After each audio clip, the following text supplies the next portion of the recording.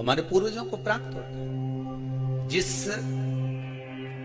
बालक बालिका का जॉब नहीं लग रहा हो, सर्विस नहीं लग रही हो, नौकरी नहीं लग रही हो, जगह जगह पहले करते थे जॉब, अब छूट गई, 2 साल हो गए, 3 साल हो गए, सर्विस नहीं लग रही हो, बहुत प्रयास कर लिया हो, बहुत प्रयास, तो महाराज काली तिल्ली को पीस कर उसको जल के पात्र में डालकर अपने घर के मटका परिंडा पितरों का जो स्थान होता है, जलाशय होता है, उसके पास में एक पात्र में रख दीजिए।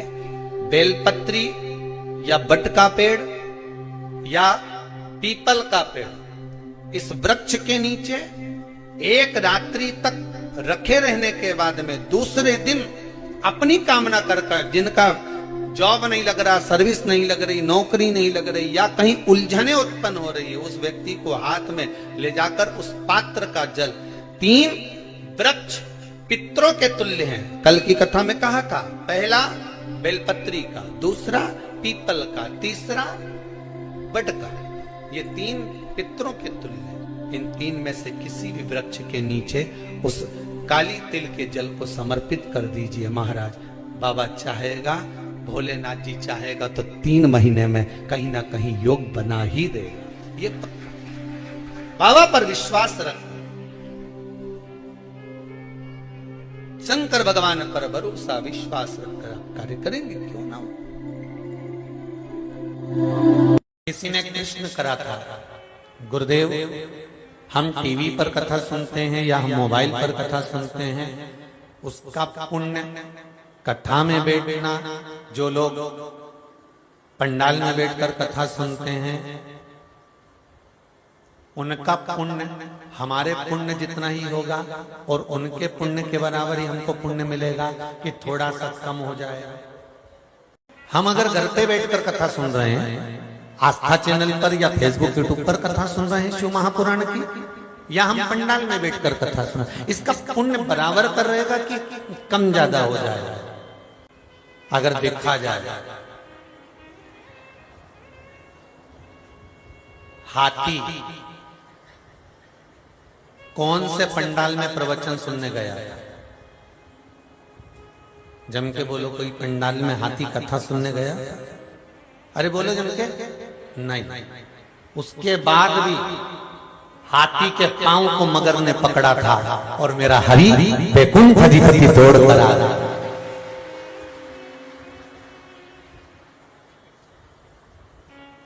और गरुण आराम से उड़ रहा था। भगवान विष्णु ने कहा, गरुण जरा तेज चलो। गरुण जी कहने लगे, जितनी स्पीड है पूरी गाड़ी की गियर लगा दिए हैं, उसके अनुसार ही तो चलूंगा। अरे गरुण बहुत देर हो जाएगी, गरुण तू रुक। गरुण उड़ता रहा, मेरे नारायण गरुण पर खड़े हो गए, गरुण को तो बिसरा दिया, नारायण दौड़ कर पहुंच गए। ऐसे मेरे परमात्मा कोई सहज है क्या भगवान?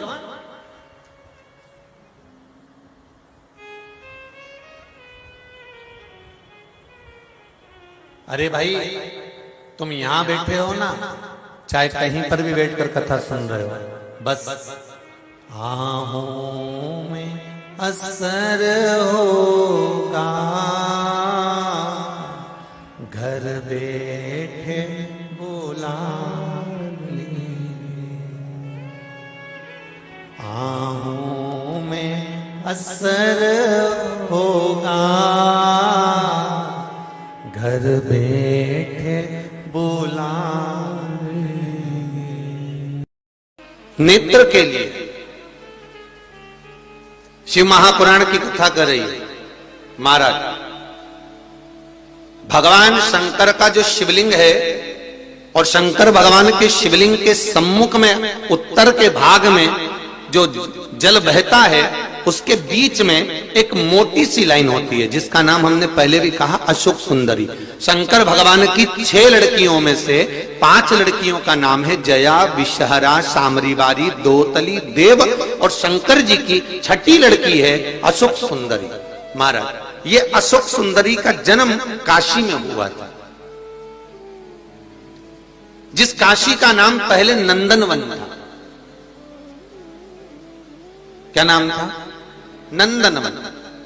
उस काशी में अशोक सुंदरी का जन्म अर्थात माता पार्वती को भगवान भ्रमण कराने के लिए जब पार्वती मैया बोली आज मेरा मन कर रहा है कि अपन नंदनवन चलते हैं, तो भगवान शिव काशी ले गए पार्वती मैया। और वहां उन्होंने एक वृक्ष को सम्मुख में बैठकर माता जगत जननी जगदम्बा माता पार्वती ने उस वृक्ष की साक्षी में उस वृक्ष से एक कन्या को प्रकट करा जिसका नाम शोक को दूर करने वाली अशोक सुंदरी। महाराज जो शोक को दूर कर दे, दुख को दूर कर दे, उस कन्या को प्रकट किया। अब अशोक सुंदरी का जो स्थान है वो जहां जलाधारी है, जहां से पानी बहता है, उसके बीच में जो एक लाइन है वो अशोक सुंदरी का स्थान है। बहुत ध्यान से सुनना महाराज कथा। और अभी तक शायद टीवी पर यह क्रम मिला भी नहीं होगा जो क्रम आज वर्णित किया जाए। अशोक सुंदरी की जगह मध्य भाग, समझ में आ रहा है ना सबको? फिर अच्छे से समझ लो।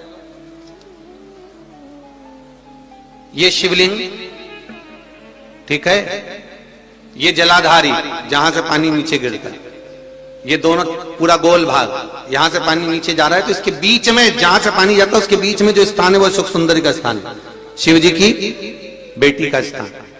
अब शंकर जी की जो बेटी का मध्य भाग में स्थान है अशोक सुंदरी का, वहां पर आपको शहद की 7 बिंदी रखना है।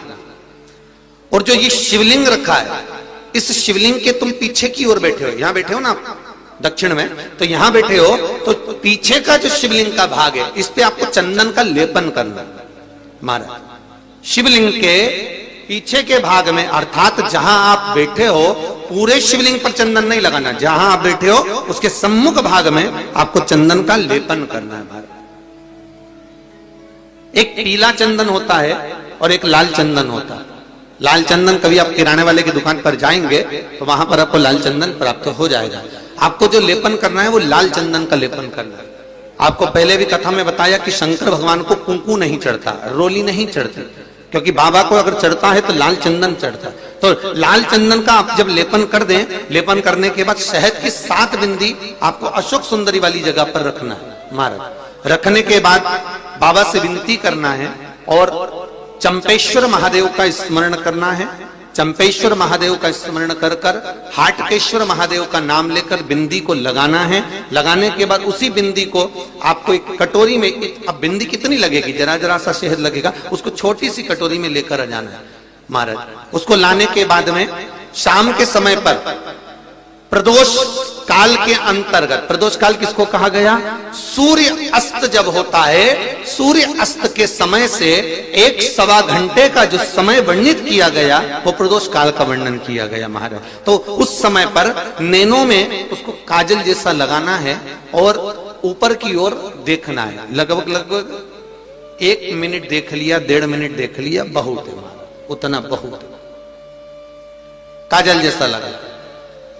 एक कटोरी में जो तुमने चंदन लगाया है उस चंदन को निकाल कर लाना है और आंखों के नीचे भाग में उसको समर्पित करना है महाराज। ये 2-3 चीजों में काम आता है। एक तो नेत्र की ज्योति बढ़ाने के लिए, जो चश्मे वाले नंबर हैं उसको उतारने के लिए। दूसरा, नेत्रों के नीचे जो कालापन आ जाता है उसको मिटाने के लिए इसका प्रयोग किया जाता है महाराज। तीसरा, इस शहद का प्रयोग नारी के जो रजो धर्म से जुड़ी हुई तकलीफें होती हैं, नारी के रजो धर्म से जुड़ी हुई जो प्रॉब्लम होती है उसमें भी ये शहद काम आता है महाराज। इस शहद का केवल प्रदोष काल के समय इसको चाट लिया जाता है, तो उससे भी नारी के जो रजो धर्म से जुड़े हुए प्रॉब्लम होती है उसमें भी उसको अंतर जाता है। तो हाटकेश्वर महादेव और दूसरा जम के बोलिए चंपेश्वर महादेव, इसका स्मरण आपको करना है। इसको धारण कर कर आप सुख को प्राप्त कर। तो भगवान शिव देने वाला है, बस आपको प्राप्त करने का एक स्थान, शंकर को रिझाने की एक जगह, शिव को प्राप्त करने का एक स्थान होता है जहां से हम शिव को प्राप्त कर सकते हैं, जहां से हम शंकर को प्राप्त कर सकते हैं।